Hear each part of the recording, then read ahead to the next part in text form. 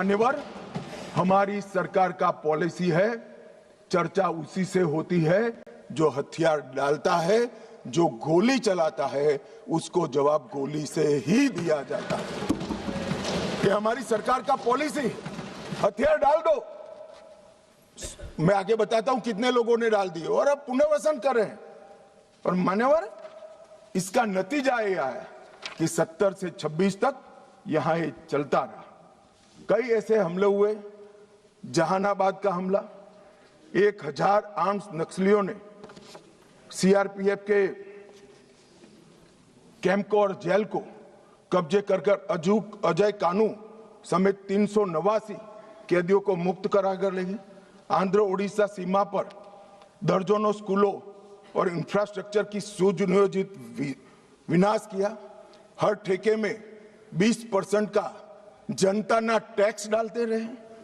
मान्यवर, 70 ट्रकों में झारखंड में एक साथ आग लगा दी, 11 बोगियों में मालगाड़ी में एक साथ आग लगा दी और वार्षिक वसूली उनकी जनता ना टैक्स की, इनके ही सेक्रेटरी का जो कंप्यूटर मिला है इसके हवाले से कह रहा हूं, 240 करोड़ रुपया थी मान्यवर, 240 करोड़ रुपया। और इसको कैसे जस्टिफाई कर सकते, किस तरह से जस्टिफाई करते मान्यवर? मैं आज ये नक्सलवाद मूल कहां से आया, परंतु हमारे देश के लिए वो किसी भी प्रकार से ऐसी स्थिति ही नहीं थी कि जहां इस प्रकार के साम्यवादी विचारधारा, लेफ्टिस्ट विचारधारा का पनपना हो पाए। मान्यवर, मैं 1905 से 1924 रूस में साम्यवादियों ने क्रांति करी। 1914 के युद्ध में रूस की आर्थिक हालत बहुत बिगड़ गई और वहां पर भूख, महंगाई, अव्यवस्था और 1905 में खूनी रविवार की घटना ने जनता का विश्वास शासन के प्रति तोड़ दिया और उसने 17 की क्रांति की नींव तैयार की। और मान्यवर, मजबूर होकर निकोलस द्वितीय ने गादी छोड़ दी। वहां पर एक वैक्यूम खड़ा हुआ और वैक्यूम को भरने के लिए वहां पर लेनिन की अध्यक्षता में साम्यवादी सरकार आई।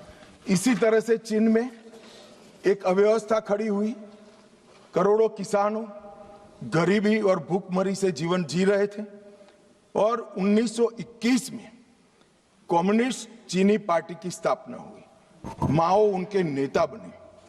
कम्युनिस्टों और कुओमिंतांग के बीच में, जो वहां के सो कॉल्ड राष्ट्रवादी थे, राजा के वफादार थे, इनके बीच में युद्ध हुआ और 34-35 में एक लॉन्ग मार्च हुई और मान्यवर, एक पीपल्स रिपब्लिक ऑफ चाइना की स्थापना 1939 में हुई।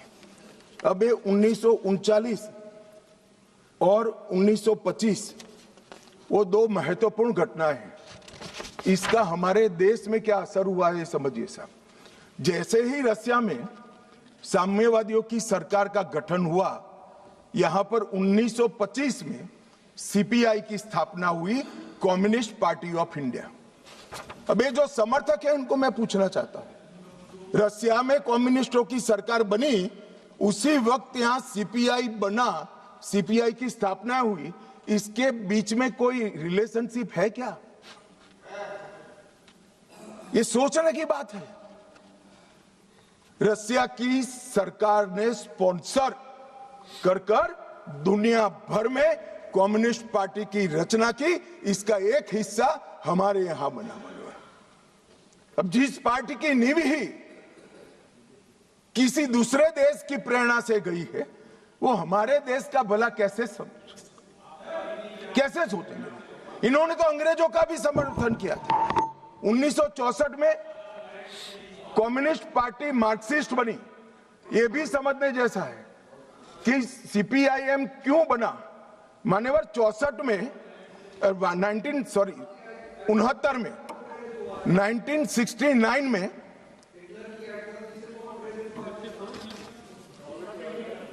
हो गया। बोलू यार, मुझे उकसाओ मत, आज मैं तय कर आया हूं, पूरी बात बताऊंगा।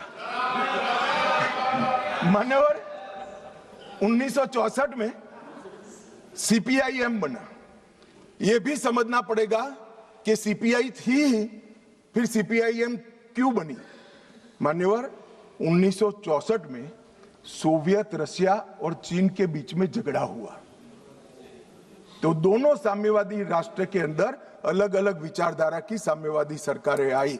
जैसे अलग अलग विचारधारा की आई, तो यहां पर चीन की भी एक समर्थित पार्टी सीपीआई मार्क्सिस्ट खोल दी, जो अभी बोल रहे थे, अपने अमराराम जी बोल रहे थे।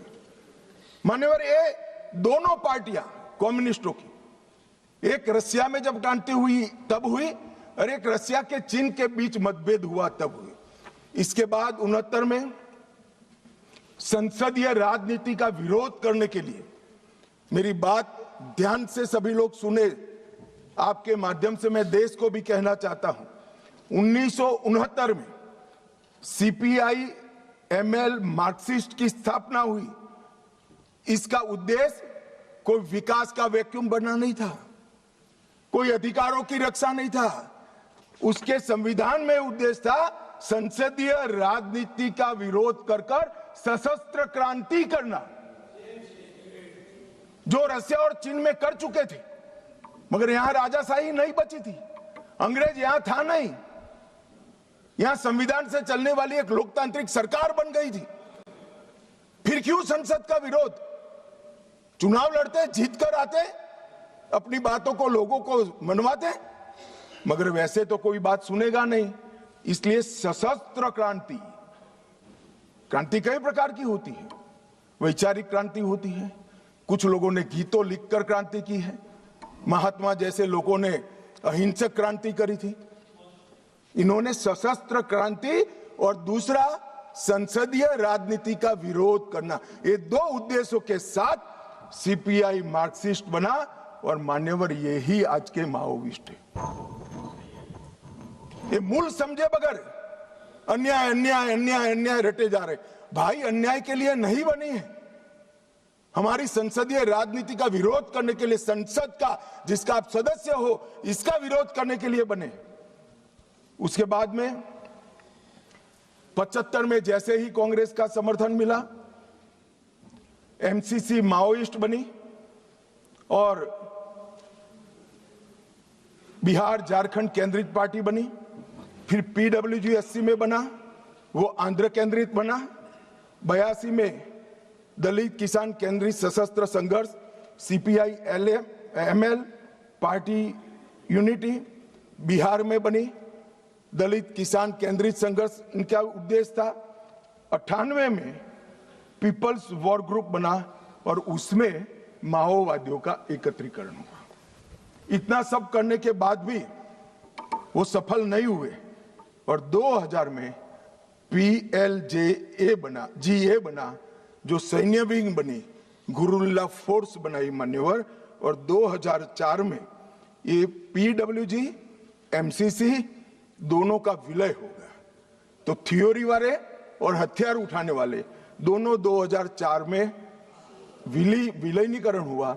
14 में मोदी जी आए और 26 में सबकी समाप्ति हो गई।